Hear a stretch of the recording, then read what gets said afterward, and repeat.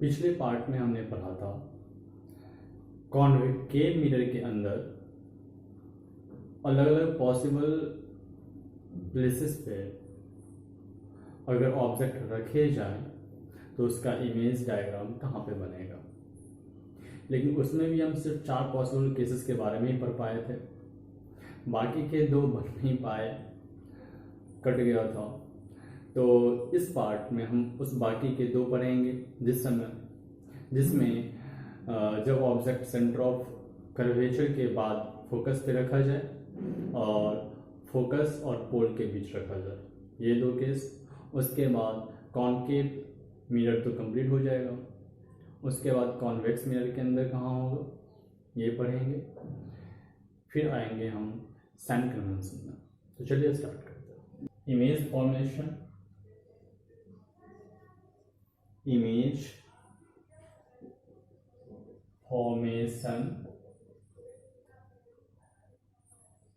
Bye concave mirror. इससे पिछले part में मैंने पढ़ा था कि अगर ऑब्जेक्ट को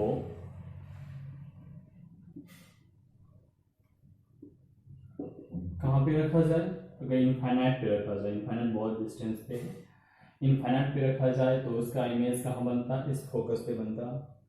तो इनफाइनाइट से जो रेज आते हैं उसको फोकस से गुजार दीजिए, फिर इनफाइनाइट से जो रेज आए उसको फिर फोकस से गुजारिए।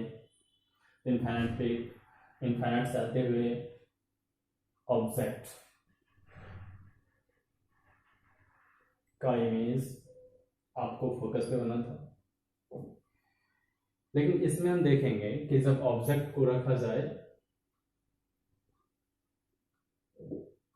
फोकस पर, ये फोकस हुआ, या आपका सी हुआ, या आपका पी हुआ, पोल, और ऑब्जेक्ट को कहाँ पे रखा जाए, फोकस पे रखा जाए, तो इमेज कहाँ बनेगा। सो देखिएगा, अगर ऑब्जेक्ट को आप फोकस पे रखते हैं मीन की यहाँ पे, तो एक रेज तो हम वो कंसिडर करेंगे जो प्रिंसिपल एक्सिस के पैरेलल होगा। तो प्रिंसिपल एक्सिस के पैरेलल जो ये रेज आएगी, ये मिरर से रिफ्लेक्शन के बाद प्रिंसिपल एक्सिस के पैरेलल जो भी रेज आते हैं मिरर से रिफ्लेक्शन के बाद फोकस से पास कर जाएंगे। तो ऐसे पहला रे। दूसरा रे हम लेंगे कि वह रे जो सेंटर ऑफ कर्वेचर से पास करता हो, लेकिन ऑब्जेक्ट चूंकि यहाँ पे है इसलिए हम उस रे को कंसिडर करेंगे जिसको पीछे बढ़ाने पर हमारा वो सेंटर ऑफ कर्वेचर से पास करेगा। तो ठीक है, हम कैसे लेंगे, एक पॉइंट आप यहाँ पे डालिए, एक ऐसे, और स्केल बैठाइए ऐसे, जस्ट इस तरीके से, और आप इस रे को यहां से लीजिए।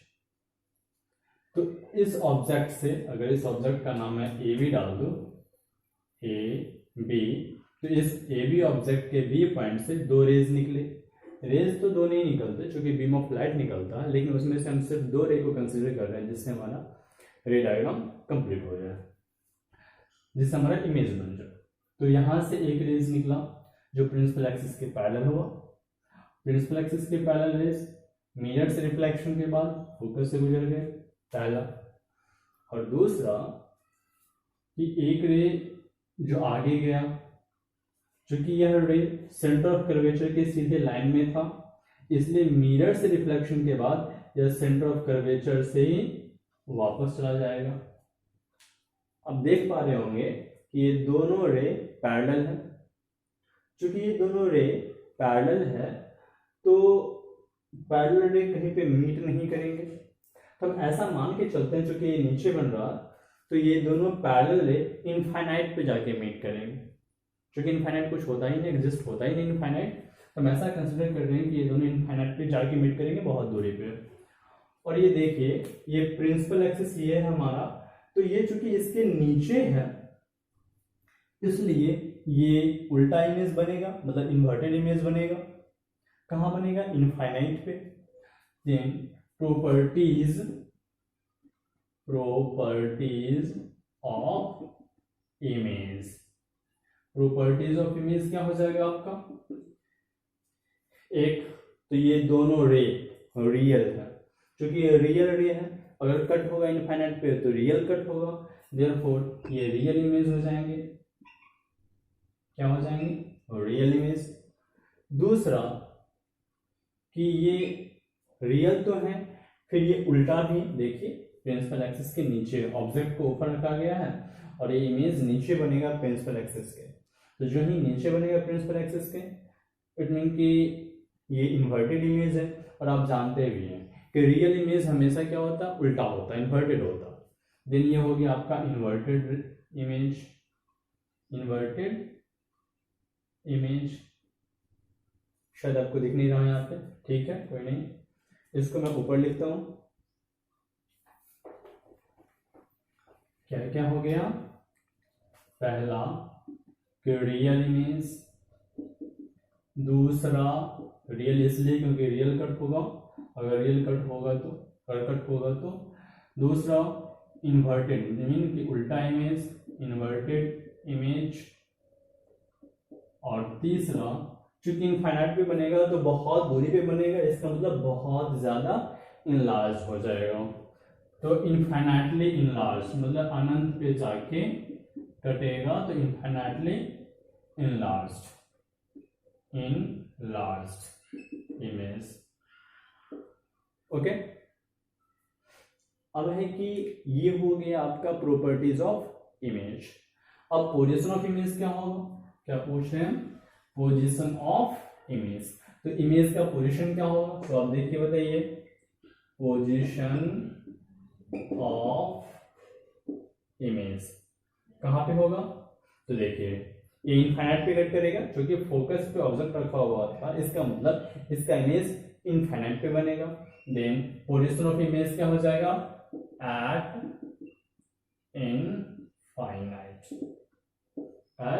इनफाइनाइट, क्लियर है। देन इसमें हमने ये पढ़ा कि अगर ऑब्जेक्ट को फोकस पे रखा जाए तो कॉनकेव मिरर के अंदर अगर ऑब्जेक्ट को फोकस पे रखा जाए तो उस ऑब्जेक्ट का इमेज कहां पे बनेगा, तो आपने रे डायग्राम से देखा कि इसका इमेज बनता है आपको इनफाइनाइट पे, ये यहाँ पे नहीं है, इनफाइनाइट पे। ओके, ये फिफ्थ था, इसको नोट डाउन करिए, फिर हम पढ़ते हैं अगला सिक्स्थ, और एट लास्ट है ये आपका image formation by concave mirror के अंदर, इसको नोट डाउन कर लीजिएगा, मैं इसको इरेज कर रहा हूं।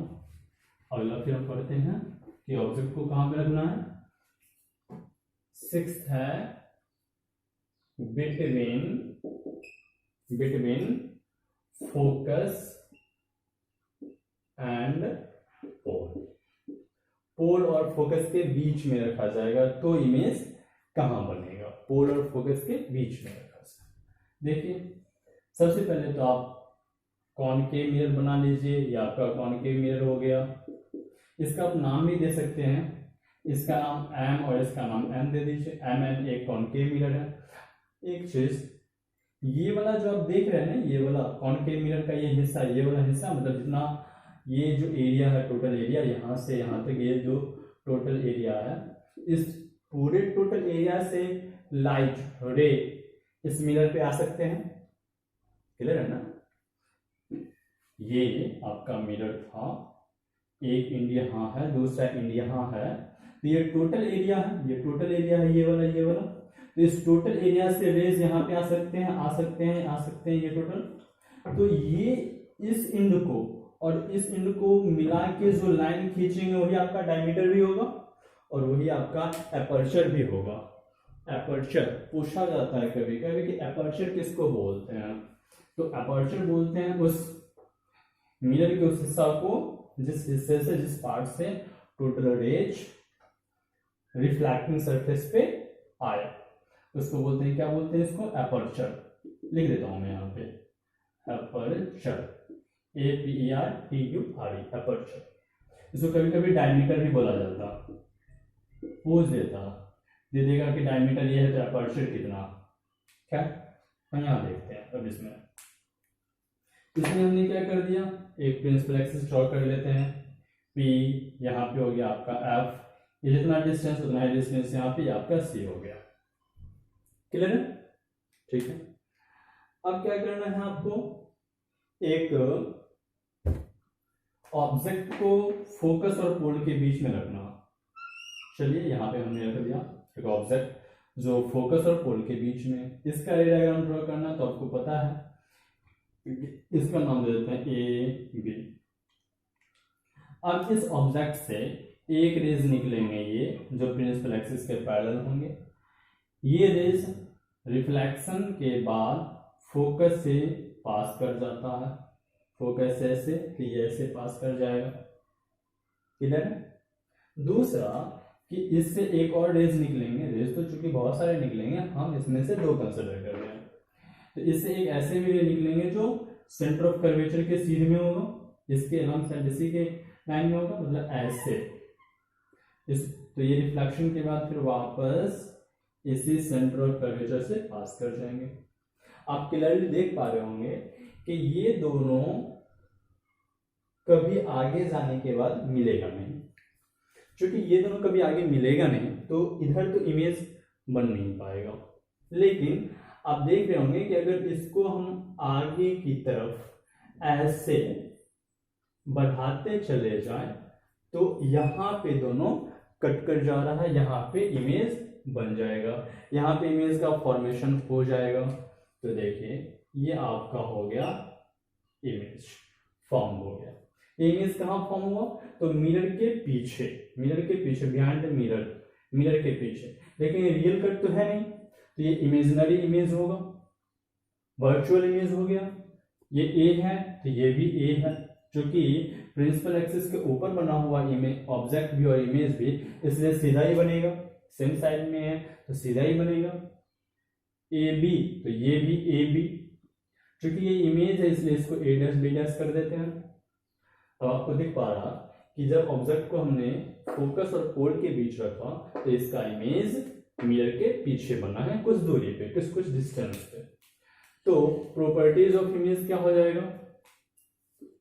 Properties of image, properties of image क्या होगी आपको? तो पहला प्रॉपर्टी हो गया कि ये वर्चुअल इमेज है, रियल कट नहीं है। रियल कट तो पीछे होगा, लेकिन रियल कट तो पीछे तो कट होगा नहीं क्योंकि फैलते जा रहा। तो ये पीछे बढ़ाने पे, ऐसे बढ़ाने पे आगे ये यहाँ पे कट कर जा रहा है। ये आपका कौन सा हुआ? Virtual image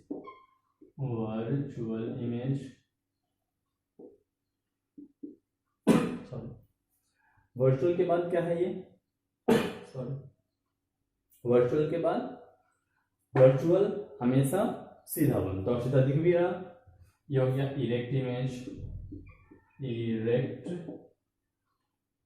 image. तीसरा बड़ा है कि छोटा है? क्लियरली आपको ये बड़ा दिख रहा है, तो enlarge image greater than object and position पूछा। अब पोजीशन ऑफ इमेज का पोजीशन क्या होगा? तो देखिए कहाँ पे इमेज बना है? मिरर के पीछे, तो सिंपल से लिख देना है बिहाइंड मिरर के पीछे, बिहाइंड मिरर के पीछे। तो ये 6 पॉसिबल कंडीशंस थे, केसेस थे किसके अंदर? कॉनकेव मिरर के अंदर, कि इस 6 अलग अलग जगह पे हम ऑब्जेक्ट को रख सकते हैं और उसका इमेज अलग अलग बन सकता। पहला क्या था? इनफाइनाइट पे जब ऑब्जेक्ट होगा तो इमेज फोकस पे बनेगा। दूसरा क्या था? इनफाइनाइट और सेंटर ऑफ कर्वेचर के बीच में ऑब्जेक्ट यहाँ पे रहेगा तो इमेज बनेगा फोकस और सी के बीच यहाँ पे कहीं। फिर सी पे रहेगा तो सी पे बनेगा। फिर सी और एफ के बीच रहेगा तो इमेज सी और इनफाइनाइट के बीच बनेगा। फिर नेक्स्ट था एफ पे रहेगा ऑब्जेक्ट तो इमेज इनफाइनाइट पे बनेगा, और एफ और पी के बीच रहेगा तो पीछे बनेगा। बहुत आसान है। आप देख सकते हैं कि जैसे जैसे ऑब्जेक्ट ऐसे बढ़ते जा रहा, इमेज इससे इस तरफ आते जा रहा है। कैसे? सो देखिए, इनफाइनाइट पे था तो फोकस कुछ दूरी पे इधर आ गया, इनफाइनाइट से सी के बीच में कुछ दूरी पे यहाँ आया, तो ये भी फोकस से कुछ डिस्टेंस पे इस तरफ आएगा, इस तरफ। तो देखिए इस तरफ आ गया, उधर इमेज यहाँ बनेगा। फिर ये बढ़ के आ गया सी पे आ गया, तो ये भी इमेज बढ़ के सी पे आ गया। ये दोनों फिर अब अगला केस में सिर्फ के बीच में ऑब्जेक्ट यहाँ पे आया, तो देखिए ये भी इस तरफ आ गया था। फिर आप पे था तो बहुत दूर चला गया। हाँ, यहाँ पे रहता है तब इमेज पीछे बनता। और कॉनकेव मिरर के अंदर सिर्फ यही एक कंडीशन है जिसमें इमेज वर्चुअल बनता। तो बहुत इंपॉर्टेंट ये केस है, एग्जाम में पूछे जाते हैं। ये रे डायग्राम 2 से 3 मार्क्स का, 2.5 मार्क्स का, इसलिए इसको आप अच्छे से नोट डाउन कर लेंगे, बना लेंगे। तो इसको आप नोट करिए। फिर इसके आगे हम पढ़ेंगे साइन कन्वेंशन से पहले पढ़ना है image formation by convex mirror. चलिए देखते हैं। कॉन्वेक्स मिरर तो आपको पता है कि ये है जिसका रिफ्लेक्टिंग सरफेस आउटवर्ड होता है। इससे इसको हम मिटा देते हैं यहाँ पे। इसका कुछ नेमिंग डालना हो तो आप नेमिंग कर सकते हैं mm। तो सबसे पहले ये तो प्रिंसिपल एक्सिस होगा, इसको आप P बोलेंगे, इसको आप F बोलेंगे, ये भी जितना डिस्टेंस ये ले लीजिए, इसको आप C बोलेंगे। इसके अंदर 2 पॉसिबल केसेस हैं। पहला कि या तो ऑब्जेक्ट इनफाइनाइट पे होगा, मतलब बहुत दूर होगा, या दूसरा मिरर के सामने कहीं भी होगा। क्या क्या? 2। एक तो ऑब्जेक्ट बहुत दूर पे होगा, इनफाइनाइट पे होगा जैसे उसमें था, और दूसरा या तो इनफाइनाइट और मिरर के सामने कहीं भी, मतलब मिरर के सामने कहीं भी होगा सिंपली। तो पहला केस लेते हैं कि अगर इनफाइनाइट पे ऑब्जेक्ट होगा तो क्या होगा, एट